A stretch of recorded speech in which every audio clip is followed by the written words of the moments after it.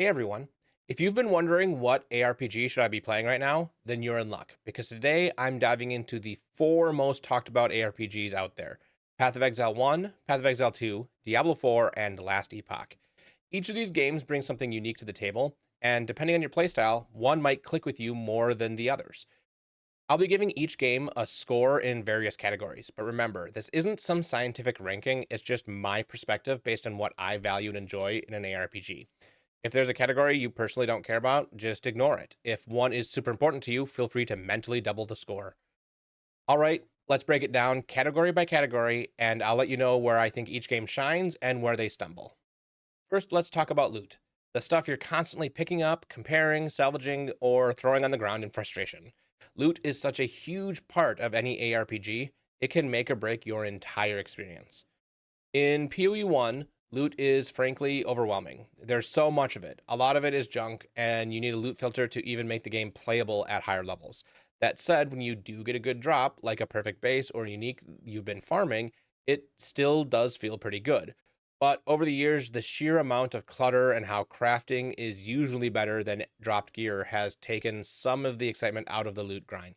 You're more often looting crafting bases than actual usable gear. I'd give it a 5 out of 10. PoE 2 has tried to improve this. The devs have reduced the volume of loot and introduced unidentified rarity tiers, so identifying an item could be a mini event. But let's be honest, it still kind of feels like PoE 1 with fewer drops, and you're mostly still looking for crafting bases or currencies. The improvement is there, but it hasn't completely fixed the why should I care about this loot problem. I'll give it like a 6 out of 10. Diablo 4 is on the other end. While there still is a lot of loot, you actually want to pick a lot of it up, either to equip it right away, or just to break it down for crafting materials, or fill out your codex of legendary powers. While leveling, you're constantly picking stuff up that is immediately equipable and satisfying. Once you hit the end game, the gear stops feeling so meaningful. There's less variety than you'd expect, and often you're just looking for a few specific affixes. There's some dopamine early, but it doesn't last. I still give it a 6 out of 10. And then there's Last Epoch, which nails the loot loop. There is still a lot of loot, arguably more loot than the other three, but Last Epoch's loot filters are powerful. It can take a few minutes to build and understand them, but it's all in the game and can filter items down to what tier each specific stat is that you want. Even better, a lot of build guides have a filter set up already that you can copy, or there are general ones out there that walk you through customizing them. Combine that with exalted items that have tiers higher than can be crafted makes Last Epoch stand out. Target farming gear is also straightforward, so you're not just hoping for random luck, you're chasing specific goals. Even in the end game, getting an exalted item with good rolls can be thrilling. 10 out of 10. Now let's dig into crafting, because there are few things more satisfying in an ARPG than turning a mediocre item into a powerhouse through some clever upgrading. PoE 1 is famous, or more likely infamous, for its crafting depth. You've got fossils, essences, influence mods, beast crafting, veiled mods, bench crafts, and that's just scratching the surface. Honestly, it's like a full game within the game. But the downside is how inaccessible it can be.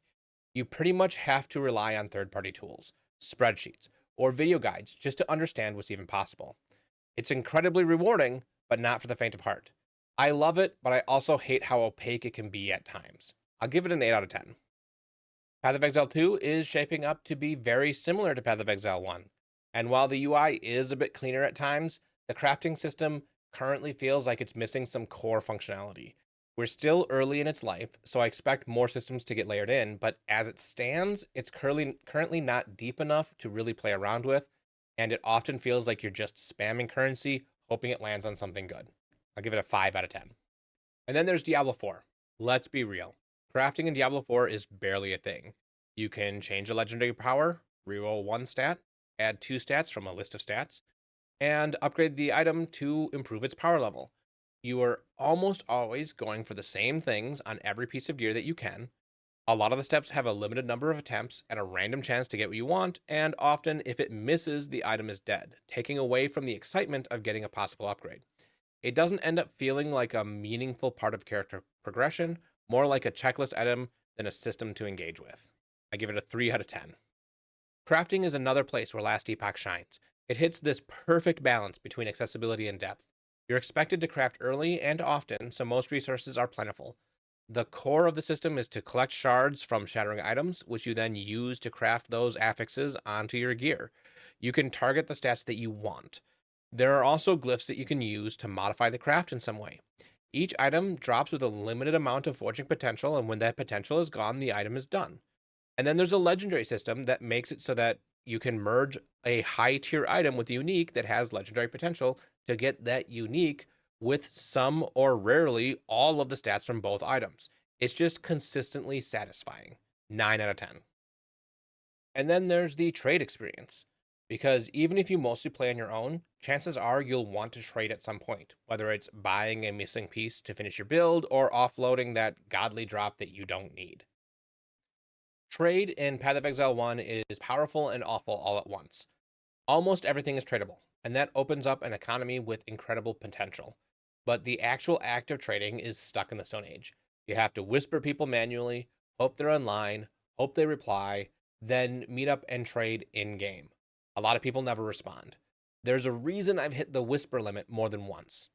The trade site is functional, but you have to leave the game to trade. It's a weird mix of being essential and super clunky.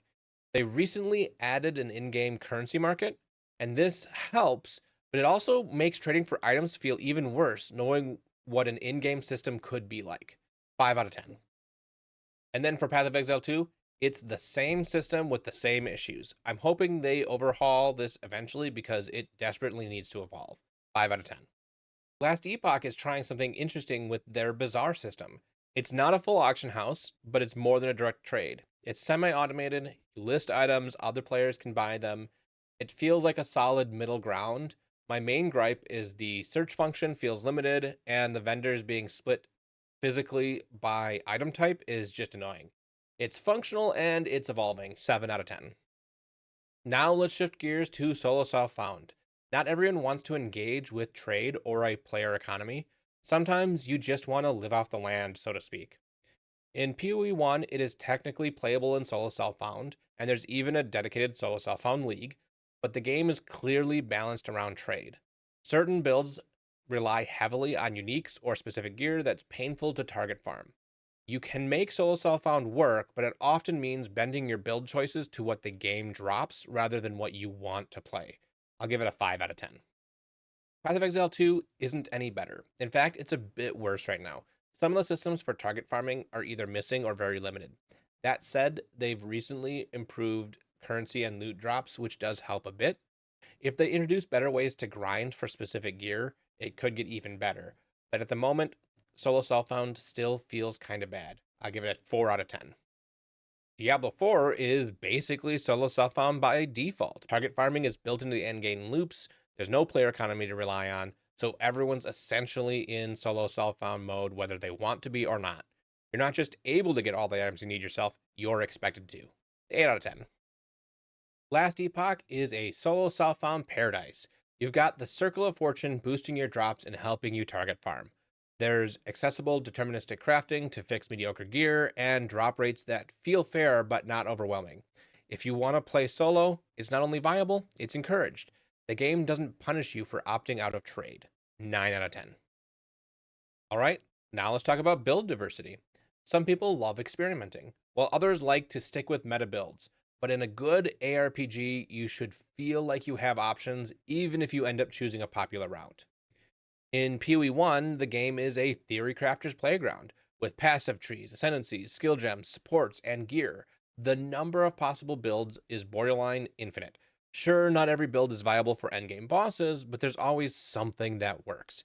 You can make weird off-meta builds function if you put the effort in. And I've seen some crazy stuff actually do pretty well. I'll give it a 9 out of 10.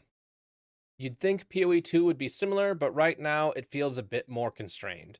The weapon identity system is cool and in theory should allow for a lot of unique builds, but due to limited balancing and the fact that some weapons just outperform the others, and not all classes and ascendancies are even available yet, a lot of builds converge on similar playstyles. It's still early access, so this can and will change dramatically, but for now it feels like you're picking from a smaller pool. 5 out of 10. In Diablo 4, each class has a few strong archetypes, and that's kind of it. There are builds in the sense that you can change skill points and gear, but the variety just isn't there. And with each patch, Blizzard seems to guide everyone towards specific setups. It's hard to make something off meta actually work. 5 out of 10. And this is another place where Last Epoch really shines. Not only are there a lot of options, but the devs have made it clear that their goal is to make every archetype playable in the end game. It doesn't mean that every build is optimal, but it does mean that almost any build you want to play will have satisfying results. They also have one of the best philosophies around nerfing builds, which, when something is greatly overperforming, they try to bring it down just enough that nobody complains that it's OP anymore, rather than gutting it entirely and making it feel obsolete. 10 out of 10. Let's face it, not everyone wants to spend 10 hours theory crafting. Some of you just want to pick up a guide, follow the steps, and get to smashing monsters. Luckily, all four of these games have solid guide ecosystems. I find most of the guides I follow on Maxroll, but sometimes I want to branch out a bit and see what else is out there. So, how good are the guide ecosystems? Path of Exile 1 is a goldmine for build guides. Whether you're a brand new player or a returning vet looking for something spicy, you'll find countless options.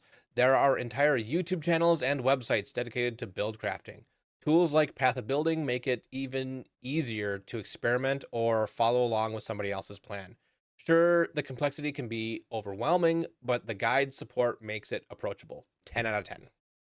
Being in early access, Path of Exile 2 has a much smaller pool of guides to pull from. The core systems are still shifting, so a lot of older guides become outdated pretty quick. Some community creators are putting out great stuff, but it's just not as deep of a pool yet. As the game matures, this will improve, but right now it's not as easy to find something current and reliable. 6 out of 10. Diablo 4 has a decent guide ecosystem. There are multiple sites and platforms that can help you find a build that suits your goals. Whether you're farming, leveling, or pushing endgame content, the guides are usually polished and easy to follow, especially for players who aren't looking to deviate much from the meta. That said, the downside is the overall lack of diversity. Most classes tend to funnel into a small set of viable game builds, and trying something more offbeat often means giving up a lot of power. So while the guides themselves are good, the variety they cover can feel pretty limited. 7 out of 10. Last Epoch has quickly developed a solid guide community, especially on YouTube. The best part, many of the guides come with loot filters and leveling walkthroughs. That said, some of the filters bundled with the guides are overly bloated or not as helpful as they could be. Still, the information is out there. 8 out of 10. And maybe you don't want to follow somebody else's blueprint. Maybe you like figuring things out yourself, or just winging it and seeing what works. Can you do that and still have a good time? Honestly, this is one of Path of Exile 1's biggest weaknesses. If you don't follow a guide, it's incredibly easy to end up with a build that simply doesn't work in the end game. The systems are complex, and there are a lot of traps for new players. It's doable, but it's going to take trial and error and probably a few failed characters. 3 out of 10. Path of Exile 2 is a little bit better here. The early game feels more streamlined, and the weapon identity system helps you build towards something coherent, but it still lacks a lot of clarity, and it's easy to waste points or misunderstand core mechanics. They're moving in the right direction, but for now, it's still tough to go in blind. 5 out of 10. And this is one place where Diablo 4 really shines. You can jump in, pick skills that look cool, and get pretty far without needing a spreadsheet. It's friendly to casual players and doesn't punish experimentation too harshly. That said, the lack of build complexity also means you might hit a ceiling fast. 9 out of 10. Last Epoch walks a great middle ground. You can build pretty freely and still succeed. Most skill trees give you enough power to make off-meta builds work, and the game does a decent job at hinting at synergies. It's a sandbox with a bit of structure, and it makes it really enjoyable for people who want to play their own way. 7 out of 10. Now on to campaigns. Campaigns can be polarizing. Some players love diving into a rich narrative and exploring every zone, while others just want to hit the skip button and grind endgame. So how do these games handle that balance? In PoE 1, the campaign often gets a bad rap, but in truth, it's not especially long. Especially once you've done it a few times, most experienced players can get through it in a few hours without much issue. What really drags it down for many people is the repetition. You have to do it on every single character, and there's no way to skip it.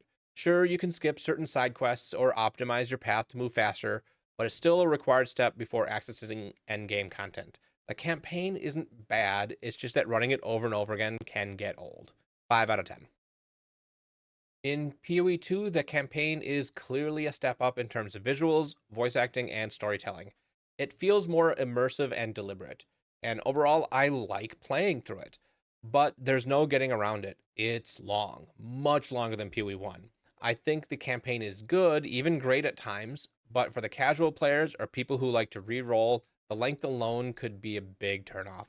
As it stands now, the quality is there, but the pacing might keep a big chunk of players from ever reaching endgame. 6 out of 10. Diablo 4 is just the opposite. It gives players the ability to skip the campaign on alts once you've completed it on any character. And for a lot of people, that's a dream come true. You can jump straight into seasonal or open world content and just start progressing. But I actually think skipping the entire campaign every time might be a bit too much. The story isn't bad, and going through it at least once per season could help reground you in the world. That said, I understand the appeal, especially for players who just want to get to the grind. It's a good quality of life feature, even if I personally might appreciate a middle ground. 8 out of 10. Last Epoch has a decent campaign and a couple ways to skip it. It's not super long, it flows well, and the story is actually kind of interesting. Better yet, once you unlock your mastery class, you can technically jump right into endgame monoliths. And if you don't want to go straight there, the dungeon system gives you another option. You can use dungeons to skip large chunks of the campaign. Dungeon keys usually only start to drop once it's past the dungeon, but the keys are cross character, so it's especially helpful for alts. It's a flexible system that respects your time while still letting you engage with the world. 9 out of 10. ARPGs live and die by their ability to keep us coming back. Whether they call them leagues, seasons, or cycles, does the game give you a reason to come back and roll another character? PoE 1 basically invented the modern ARPG seasonal model. Every few months, there's a new league with fresh mechanics, balance changes, and sometimes even entirely new systems. Sure, some leagues flop, but when they're good, they're really good. The seasonal reset format is a huge part of why I keep returning. 9 out of 10. It's too early to say definitively for PoE 2, but the plan is clearly to follow PoE 1's footsteps. The first league content wasn't truly limited to the new league and it wasn't huge, but I appreciate the intent. Once PoE 2 finds its rhythm, I think this will be a strong category. For now, it's mostly speculation based on what they said the plan is. 5 out of 10. The seasons are one of the biggest letdowns for Diablo 4. Seasons feel tacked on and underwhelming. The mechanics often add grind without really adding any fun. They don't significantly change how the game plays, and the rewards rarely feel exciting enough to justify the time. Another important note here is that Diablo 4 expansions are paid. So in addition to seasonal updates, players are also expected to buy new content drops to stay current with the major story and systems changes. Hopefully, future seasons and expansions improve the depth and variety of content, but right now it's hard to get excited. 2 out of 10. Last Epoch has only had 2 cycles, but they've both been fantastic. Each one introduced meaningful mechanics, class updates, and a new way to approach progression. It doesn't feel like the devs are holding anything back. Each cycle has added value and made me want to re-roll. I really hope they keep this momentum going. 8 out of 10. And finally, the big one. When all said and done, how fun is the game? And more importantly, how long does that fun last? For PoE 1, I've put in thousands of hours, and for good reason. When I find a build I love and a mechanic that is good, I can play for months. There's just so much to do. Mapping, bossing, crafting, delving, heisting. It's like a content buffet. That said, it can burn you out, especially if you hit a wall with your build or get unlucky with loot. But when it hits hard. 8 out of 10. We're still in the early days of PoE 2, but it has strong foundations. The combat feels tight and the boss design is top tier. But it's also a more punishing game. Slower progression, fewer builds feel smooth from the start, and mistakes are costly. I enjoy it, but I find myself needing breaks more often. I'm hopeful, though, that future patches could push this into the next level. 7 out of 10.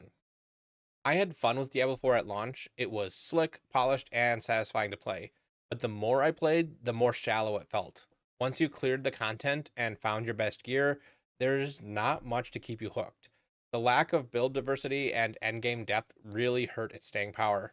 It's fun for a while, but it doesn't hold me. 4 out of 10. Last Epoch just feels good to play.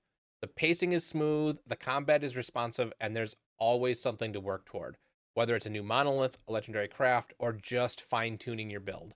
I find myself logging in even when I'm not chasing anything specific, and that's rare. While it can get a bit repetitive, there's always something that pulls me back. 8 out of 10. Now for a couple of things that are not going to be part of the total score, but is something that definitely affects your experience.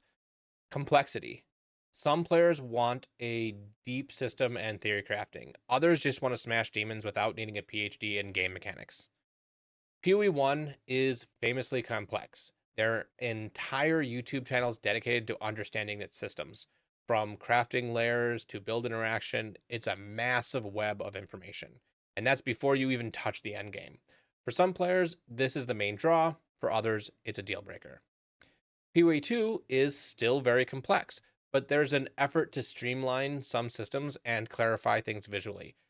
It's less sprawling than PoE 1, at least for now, but still requires some game knowledge to succeed. Diablo 4 is easily the simplest game on this list. Builds are clear, loot is straightforward, and you rarely need to look anything up. It's very approachable, but the simplicity is a double-edged sword when it comes to long-term engagement. Last Epoch lands somewhere in the middle. Skill trees offer depth, and crafting is layered enough to feel strategic. But it's also easy to learn and doesn't bury you in outside resources. Another thing I'm not factoring into the total score is cost. Path of Exile 1 is completely free to play. It is heavily monetized through cosmetics and stash tabs. You can technically play without spending a dime, but most long-term players end up buying stash tabs at a minimum. And those stash tabs, they come with real quality of life features that give a possible advantage, like auto sorting currency or special tabs for maps and fragments. Whether you think these stash tabs equate to pay to win is a personal choice. Path of Exile 2 follows the same monetization structure, and most purchases actually carry over between the games. So if you buy a cosmetic in one, you'll have it in the other, where possible. Obviously, some things like shapeshifting don't cross back to PoE 1, but the crossover is appreciated. It's planned to be free to play, just like PoE 1, but right now the only way to access it is either by purchasing a supporter pack or by having spent over $480 in total on PoE 1. While it will eventually be free to play, it really isn't at the moment. Diablo 4 is a traditional buy once game, but that's just the start. There are multiple tiers for the game. Seasons come with a battle pass, expansions are paid, and they're not cheap. Notably, new classes are also tied to their expansion, so if the top builds in a season are relying on a new class, you might be left out unless you pony up. That was clearly the case when the first expansion dropped. Last Epoch is also a buy once game, and it does have a cash shop, but it's truly cosmetic only. No stash tabs, no boosts, no battle passes. Stash tabs are purchased with in-game gold, not real money, which is a huge win for fair monetization. If you care about supporting the developers without impacting gameplay, this is one of the cleanest models around. And now it's time for the final scores. Out of 100 possible points, I gave PoE 1 67, PoE 2 54, Diablo 4 53, and Last Epoch 85. Keep in mind that these scores don't cover everything possible in a game, and your personal ranking may be different. I didn't look at these scores until just now, and while I'm not surprised that I ranked PoE 2 in early access above the fully released Diablo 4, I didn't think it would be this close. And I honestly thought that I would be ranking PoE 1 above Last Epoch right now. At least thought they'd be closer together. I do expect PoE 2 to move up this list rather quickly, and even Diablo 4 can move up with some smart decisions and especially more impactful seasons.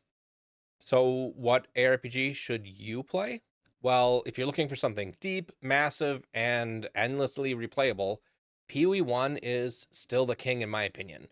It's not the most beginner friendly, but if you invest the time, there's a lot to love about this game.